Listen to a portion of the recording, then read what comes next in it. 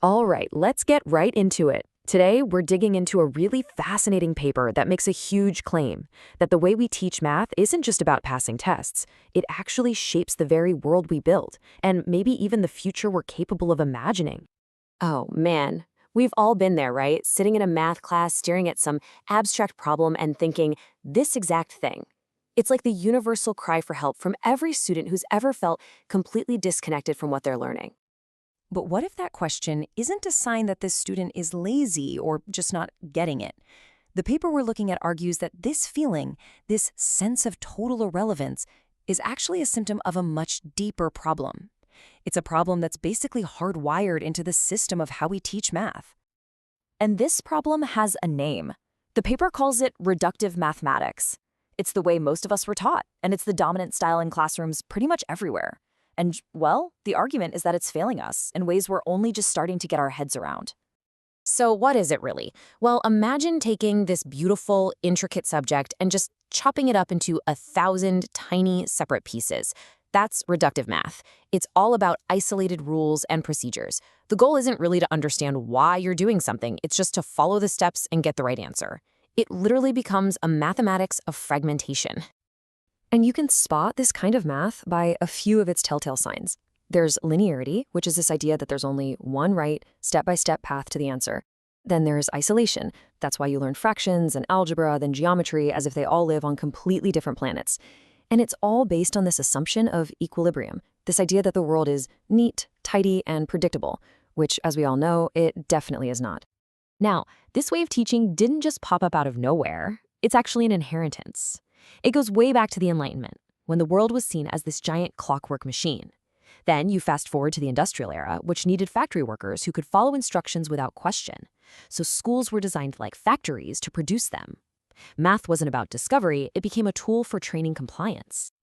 And this, right here, is probably the most provocative point in the whole paper.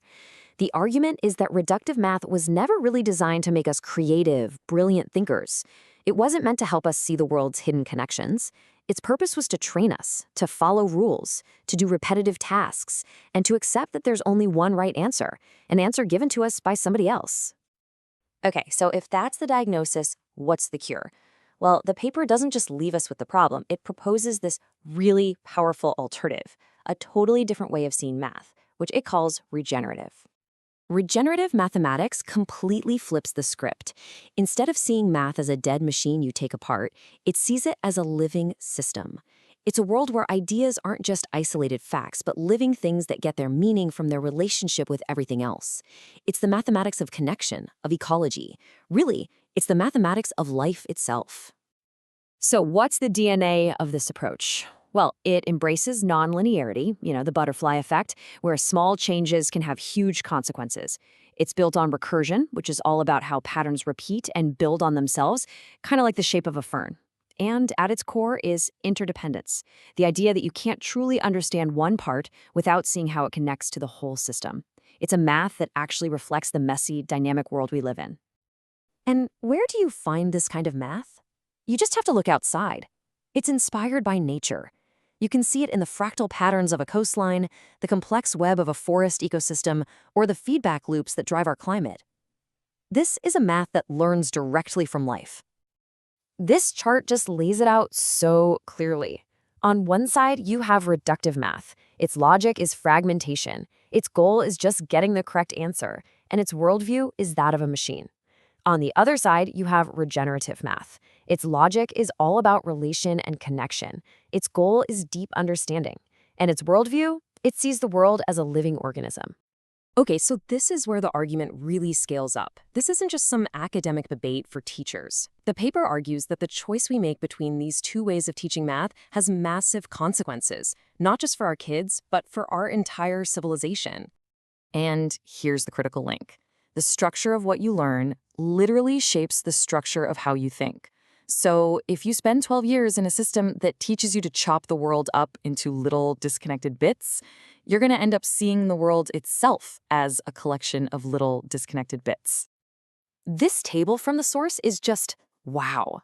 It shows how deep the effects go, In the reductive classroom, the teacher is a content deliverer, the student is a passive receiver, and the main emotions are anxiety and compliance. Making a mistake is a bad thing. But in the regenerative classroom, the teacher is a learning architect, the student is an active co-creator, and it's all driven by curiosity and agency. An error isn't a failure, it's just useful information.